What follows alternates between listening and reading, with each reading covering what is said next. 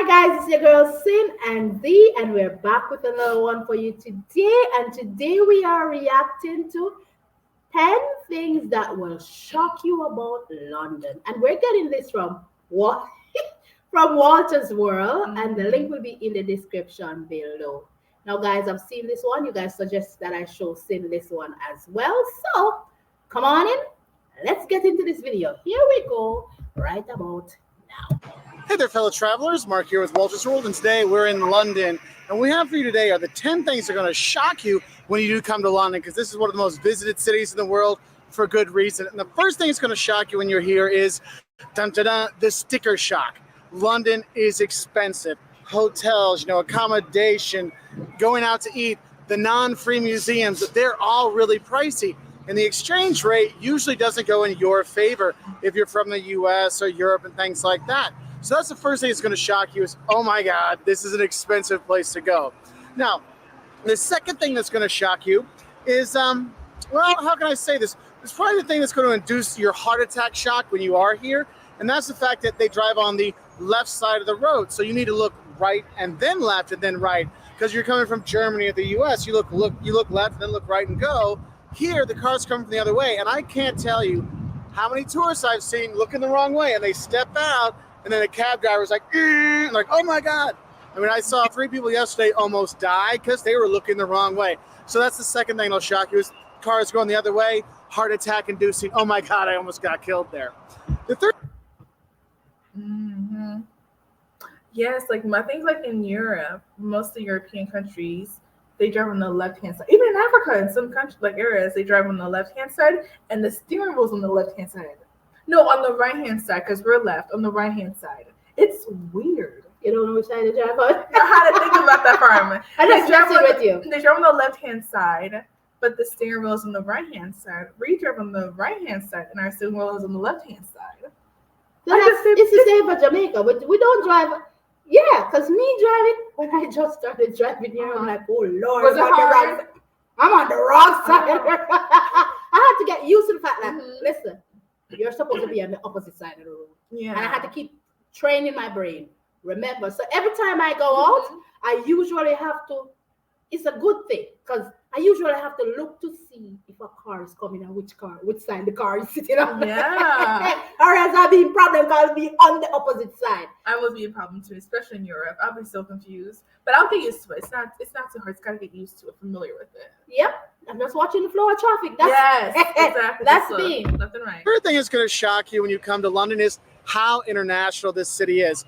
I know we're in England, but you don't really feel like it all the time. Well, yes, you do when you got, the Buckingham Palace over here, Trafalgar Square, Piccadilly Circus. But the city truly is international. Probably the most international city in the world. You're going to have your high tea, at 4 o'clock with crumpets and scones and all those things. It'll be served to you by an Italian waitress, or you're going to go to the pub, right? The quintessential London experience is going to eat at a pub. Go getting a pint at the pub. Well, that person pouring that pint might be from Poland. And this city is so international, so it's got great food from around the world. People from all over come here, so that is pretty cool. But it is shocking how not super English it is when you are here. But there are still some cool English stuff, like seeing the change into the guard and stuff like that. Now, the fourth shock we have. Now, guys, I'm veering off topic. You realize this subtitle is not in English?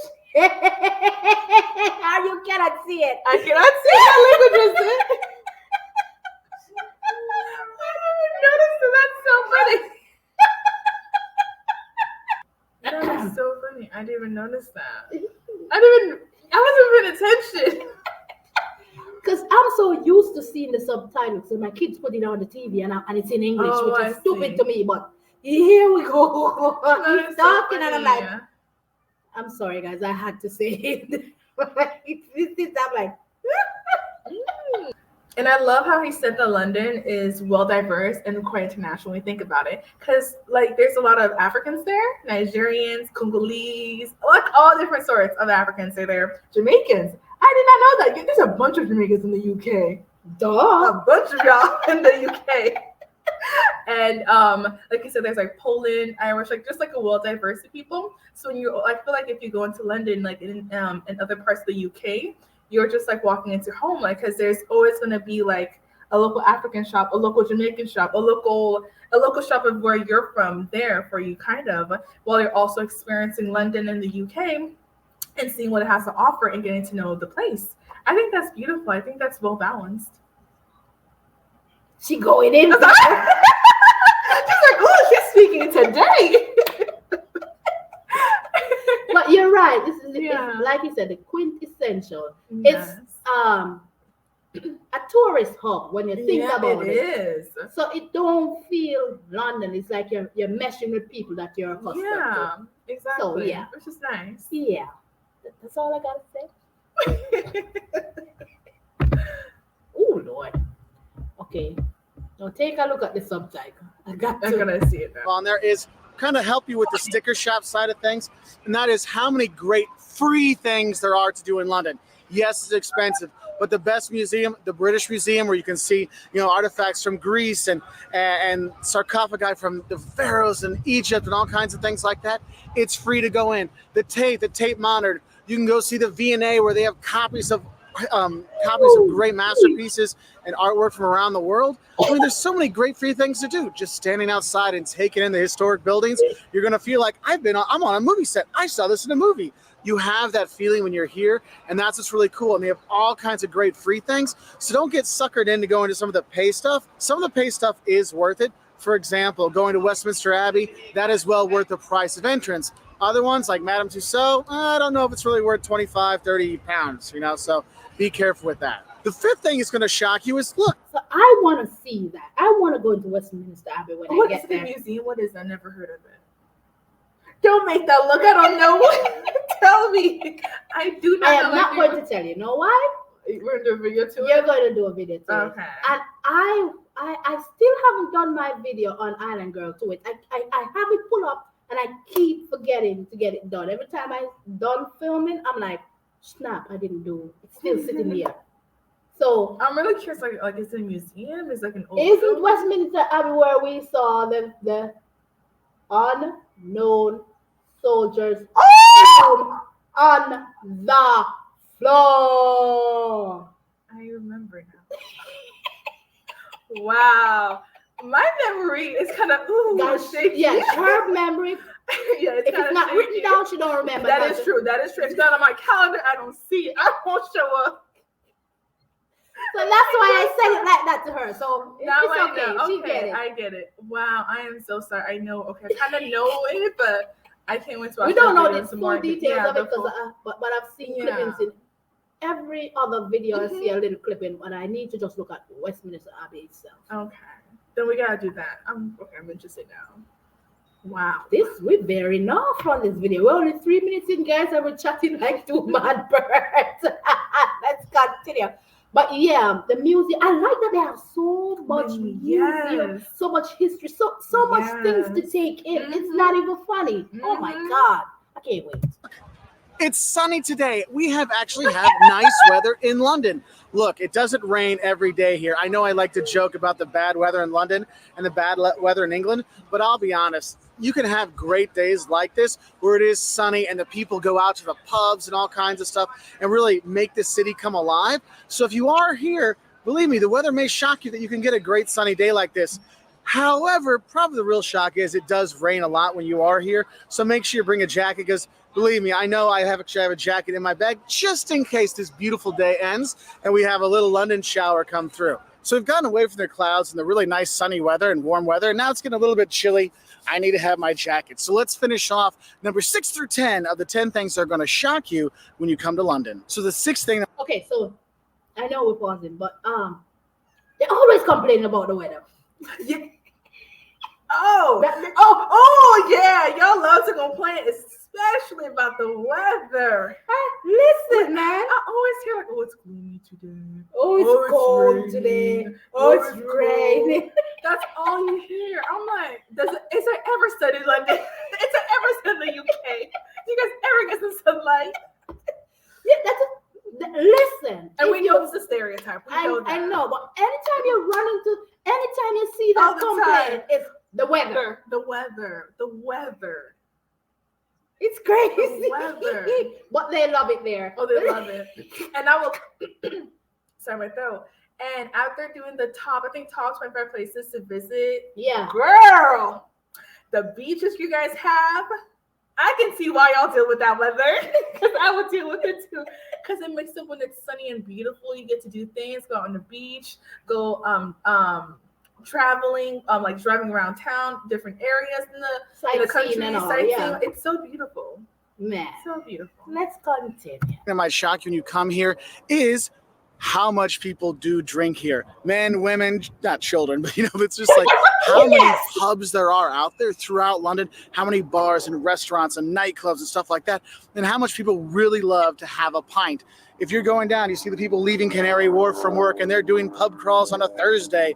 You see them pub after pub after pub. And it's amazing how much people do drink here in London, and they drink a lot, whether it's a pint of stout or an ale or a Peroni, which seems to be popular now, or a gin and tonic if you're in White Castle or whatever. There is drinking going all over the place, and that does kind of shock travelers because they're like, the English are so buttoned up and refined, and they're sitting there having a pint like all the time. But that is one of the quintessential things of coming to London is going to the pub and having a pint, having get the ale where they crank it out for you. And I mean, people, if you watch my videos before, I haven't always been the biggest fans of the ales, but on this trip, I've made it a point only to drink ales while I've been here, and they're starting to grow on me. And you'll see that is just part of coming here, but it'll shock you is how much people do drink here, which leads into the seventh thing that might shock you is the pub's last call is at 11. They're drinking a lot. They start early in the day.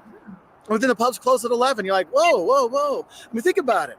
If you're coming from Spain or Portugal on your trip, at 11 o'clock, people are starting to think about maybe getting ready to go out. Yeah. Here, pubs are closed. You got to find another, nightclub or something like that to go to. So it does kind of shock people. And they're like, wait, it's 11. The pubs are closing. What's going on here? So do realize that the pubs do close at 11. So get your drinking in earlier, I guess. So that might be shocking for tourists that are coming here for a good pub time, good time. All right. Now the eighth. So that's one I really, really want to experience, the pub life. Yes. That's just the way they talk about it, the way you always hear about it. I'm like, I want that homey feel. I want that. Because to me, a pub is like a family environment. The way it feels, the way they say it, and when you see shots of it, I'm like, yeah, even kids can be in the pub sitting down, which is, I'm like, that is so cool. But then he said, close by 11. I'm just taking a shower to go out on the town at 11 o'clock. No, like seriously. In Jamaica, somebody's having something, right? We're pushing out at 1 o'clock in the morning. Girl, and they used to push it till 4 a.m. They really push it. Yeah, so I'm like, 11 o'clock? That's shutting down early, but then I get his point. They start early. They start drinking from 12 o'clock in the day. Right after work, start drinking. Yeah. Even during I'm their break assuming time. they even take a point during their break time and go back to work. It's like water over there. But yet still you find that when you talk about British people, you say, all uppity in their suits and, posh. Fine English. Yeah, that's you understand me? It's weird to hear. Oh no, we take a drink right after. We calm down after work. This is our fun time. So, totally off topic, but I remember watching this video because in my friend class, I believe in Germany, the legal drinking age is 16. I could be wrong.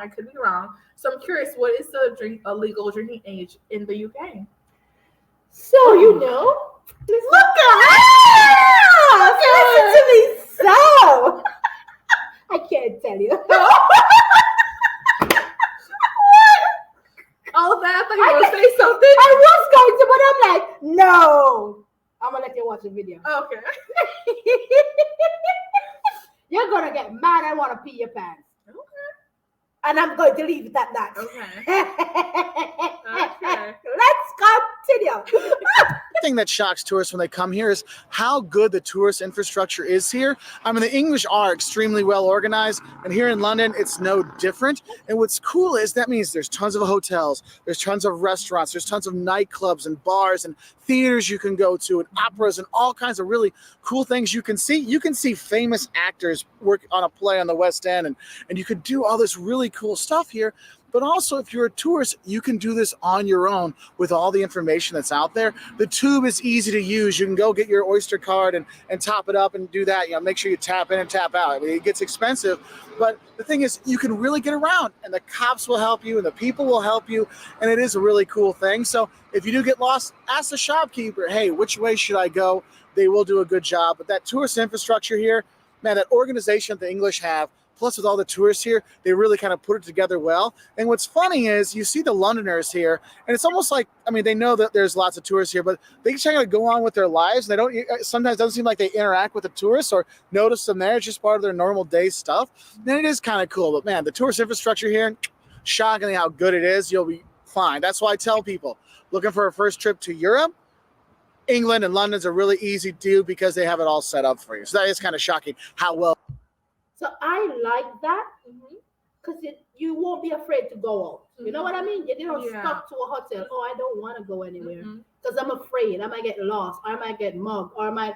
That's one thing I love and appreciate about watching these videos about the UK, because you don't necessarily hear, "Oh, don't go outside. Oh, clutch your purse," or you know what I mean? It's so inviting for you to go out and explore. And experience the place for what it is. I like that. Listen to me. Oh, it is done. Now, the ninth thing that might shock you when you come here is how big this city is. Look, you are going to be using the tube to go to all these different places around the city. But when you look at how big London is, what you need to realize, there's different neighborhoods and all kinds of different stuff all over. Last night, we went out on the east, on the East End, and we went, saw a show the night before in the West End. Maybe go to Greenwich and go do something. Soho, Notting Hill, Chinatown. There's so many different districts throughout here that people think, oh, well, London must be kind of a historic center. I see the City of London, I go see the Tower of London, and I'm done. No, go explore when you're here. See the other districts around town, because you can find fantastic restaurants, different nightlife, different cultures, different people in each of these kind of districts. And it is a really cool thing, because then you really see, remember that internationalism, the really melting pot of London? You can really see that when you go and explore the different neighborhoods. So, and the 10th here to London is the cops don't have any guns. Or if they do have guns, they have like big machine guns. I know in the U.S. our cops always have a firearm on the side, but here the bobbies, the cops here, they don't. They have their walkie-talkie and some other things. And the thing is, they're really super friendly and helpful. So if you're not sure where to go, the cops, again, that service and that tourist infrastructure and the manners and all those kind of things that you have here in England, they come out and the cops are very helpful. Oh, you need to go this way, sir. Go that way, sir. They are fantastic, but not having the gun is kind of shocking sometimes for tourists. But then when they see the guys with the big machine guns, they're like, oh, wow. So when they do have them, they really do have them. So that can be shocking for a tourist. Anyway, those are just 10 little things that might shock a tourist when they come here to London. It's a fantastic time. I've been here many, many times. I highly recommend it. The British Museum is one of my favorite museums in the world, and it's free. So go enjoy that. If you want to learn more, 5 things you're going to love and hate about coming here, what you should eat when you're in England, maybe nights. Yeah, Walter, we're going to check it all out. That's for sure. So, Cyn. Wow. I saw your reaction on the cops. I didn't want to say nothing to you because, like I said, I've seen it before, but I know it was going to get you. That is crazy. They don't carry guns, especially when you're an American. You're from America. Girl, almost that's all you see. Every cop has a gun, has some sort of firearm on them all the time. It's like it's a must when you walk out that door. But the crazy thing is not just cops. You see people walking. Swinging with them. So you're so accustomed to trying to get a hold. It's crazy. And the crazy thing is that so many people visit the UK, and you just think they would, at least carry something. Yeah, besides the walkie-talkies. Oh wait. So I wonder what else will they carry? We have to do a video on it because I'm very curious now. Like, I feel like as a police officer, like, how do you not carry a gun? My lips are sealed. I'm sorry. We're Americans. It's something that we just. It's just. See, I know. So I'm cocky over here right now. She's cocky. I was dubbed. Thank you. I was already dubbed as that I belong to the UK. So. She said, "Bye, America." All right, guys. Thank you for checking out this video. Leave us some comments, like, subscribe. Let us know how you feel. Yes. Okay, guys, that's it from us. Don't forget to be good, be kind, Yes. love each other. We love you guys. Thank you so much for the positive. Get the hand off of it. I'm like, we're out. Thank you. Thank you, Raya. Thank you so much, guys, for the positive comments and keeping us going, cheering us on. We really appreciate it. Yes. Look at your cutting it And the off. P.O. box is in the description below if you want to send us something. If you want me to get some, not her. Thank you. Specify is for Sid. You open the paint? Yeah. It's okay. We can do some painting. Love you guys. Bye. Bye.